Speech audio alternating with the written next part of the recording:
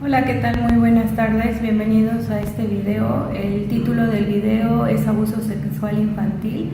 La intención de este es brindarles a todos ustedes información sobre la realidad del ASI, lo que les permita sensibilizarse en esta temática, asimismo generar medidas preventivas para el abuso sexual en los niños, ya que desafortunadamente es un tema actual, es un tema recurrente que viven millones de niños. Quisiera aclarar que el abuso sexual infantil es un tema delicado, es un tema muy amplio, y el día de hoy solo nos vamos a limitar a hablar un poco acerca de la definición, acerca de cuáles son esas consecuencias a corto y largo plazo. Al mismo tiempo, cuáles son esas medidas preventivas que podemos realizar desde nuestros hogares. Pues bien, vamos a comenzar con la definición. Para abarcar este concepto voy a retomar el Código Penal Federal, que en su artículo 260 nos dice lo siguiente: comete el delito de abuso sexual quien ejecute en una persona sin su consentimiento o la obligue a ejecutar para sí o en otra persona actos sexuales sin el propósito de llegar a la cópula. En este punto voy a detenerme para aclarar que abuso sexual es un delito y que no necesariamente tiene que llegar a la cópula, sino que involucra actos sexuales como los tocamientos, manoseos corporales obscenos o los que representen actos explícitamente sexuales u obliguen a la víctima a representarlos. También se considera abuso sexual cuando se obliga a la víctima a observar un acto sexual o a exhibir su cuerpo, obviamente sin su consentimiento. Esto es lo que nos refiere el Código Penal Federal. Pero vamos a intentar ser más específicos y precisos en qué acciones forman parte de este delito. Es importante aclarar que todo esto es referencia a actos que involucren a un niño. Como primer punto, toda acción de tocamiento, como bien lo escuchábamos, por parte del agresor hacia el niño, o el incitar y pedirle al niño que toque los genitales del agresor. La penetración, como bien lo había mencionado, no es necesaria, pero si hubiese penetración, esta penetración puede ser con genitales o algún otro objeto. El invitar al niño a participar en la elaboración de material pornográfico, o bien el presentarle al niño este tipo de contenido. Estas son algunas de las características o acciones que son pertinentes y clasificadas en abuso sexual infantil. Una vez aclarado a grandes rasgos este concepto, vamos a hablar un poco acerca de cuáles son esas estadísticas en nuestro país. Y podemos ver que este delito, México es considerado el primer lugar en este tipo de acción, con 5.4 millones de casos por año. Se estima que 1 de 4 niñas y 1 de cada 6 niños sufren violencia antes de cumplir la mayoría de edad. También hay una estimación de que 4 de cada 10 delitos sexuales, las víctimas son personas menores de edad, y que por cada 1000 casos de abuso a menores únicamente se denuncian 100 casos, y también al mismo tiempo un solo caso llega a un juicio y un solo caso llega a condena. Esta información es recabada por las aldeas infantiles SOS en el 2020.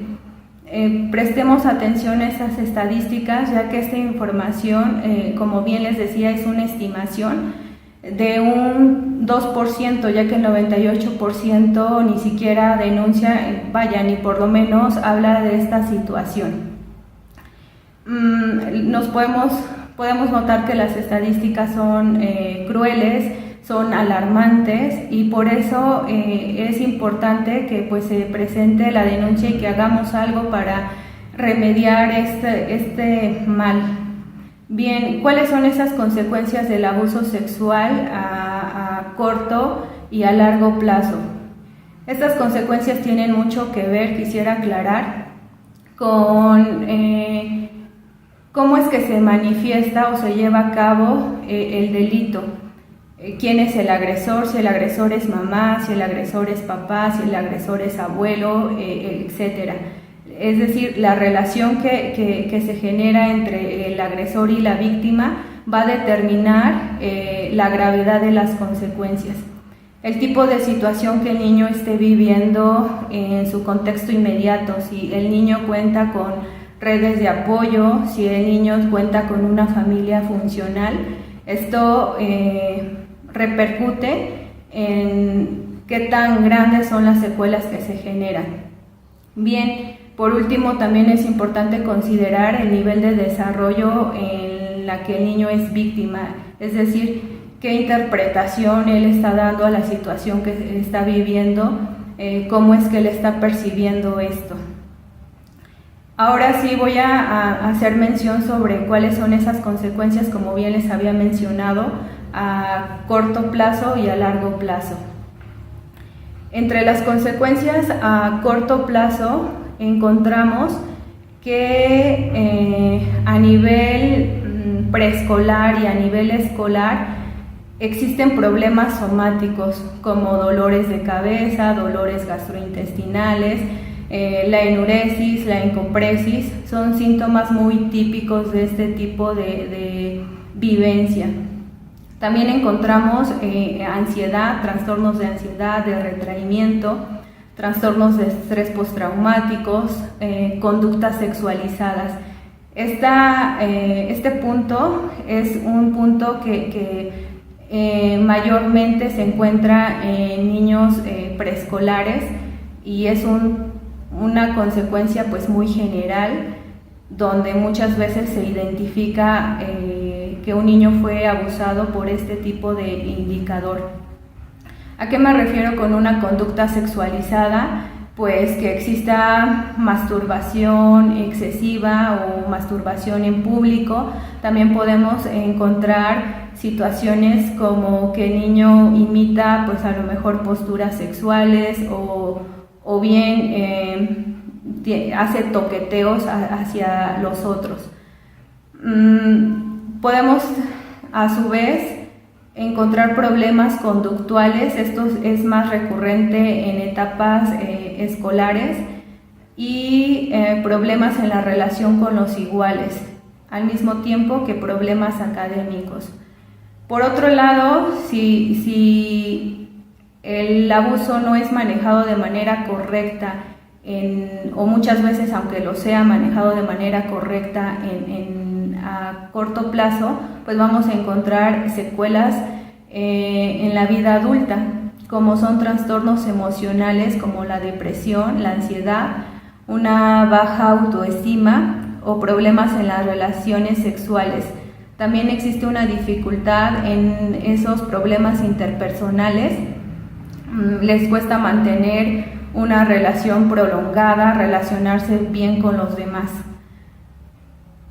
Este tipo de situación también está muy asociada a abuso de drogas y alcohol, a problemas delictivos. Al mismo tiempo también se siguen o permanecen en esta parte de los problemas somáticos, como les había mencionado, dolores de cabeza, dolores gastrointestinales.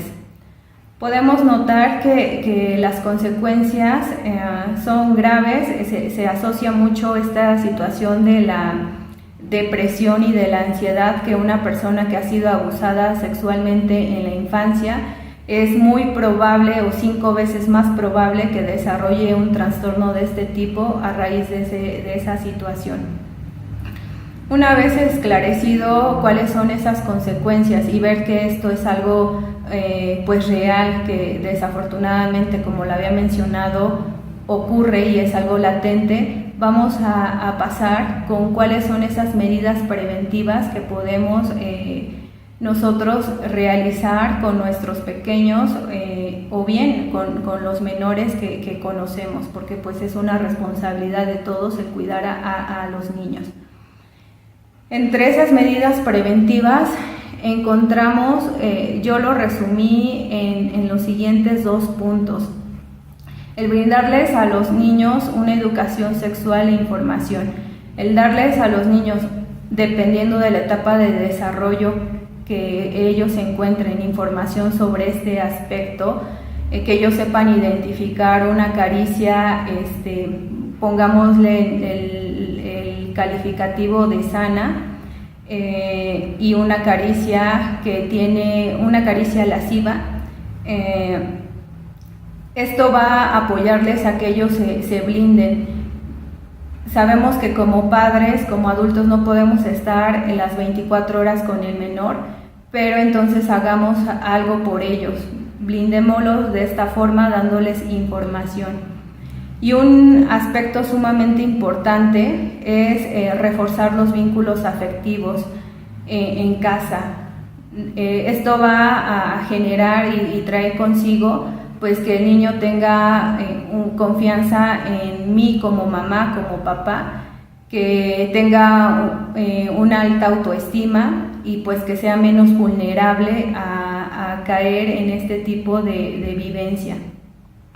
Y aspectos muy generales que también debemos de considerar es reconocer la vulnerabilidad de los pequeños. Los niños por naturaleza son inocentes, su capacidad de distinguir entre la realidad y la fantasía, entre un riesgo real o irreal, es muy mínima. Obviamente esto se va desarrollando al pasar el tiempo, pero hay que reconocer esta vulnerabilidad. El segundo punto a considerar es que los agresores son parte del contexto inmediato. Hay un mito que se considera que como es un papá, como es su mamá, como es su abuelo, son incapaces de generar este tipo de daños, pero la Organización Mundial de la Salud nos dice que, hablando de delitos sexuales, el abuso o el delito sexual siempre proviene de casa, de un elemento cercano, de un familiar del niño. Algo que es de vital importancia es nunca esperar esos indicadores físicos, porque no siempre van a estar presentes. Dependiendo del tipo de abuso que viva el niño, esos indicadores físicos pueden estar o no estarlo. No podemos esperar, si el niño está expuesto a material pornográfico, esperar un indicador como un moretón, como una rasgadura anal o vaginal. Por último, debemos percatarnos de que cuando un niño denuncie o haga referencia de que está siendo abusado sexualmente, hay una gran probabilidad de que esto esté sucediendo. Un niño no puede, o mejor dicho, ninguna persona puede hablar algo de lo que desconoce. Pues bien, esta información ha sido muy rápida, muy precisa. Espero que les sea de gran utilidad, como les había mencionado. Cuidemos a nuestros pequeños. Cualquier duda, cualquier pregunta que tengan, pues con mucho gusto estamos para atenderles. Que estén muy bien. Cuídense mucho. Hasta luego.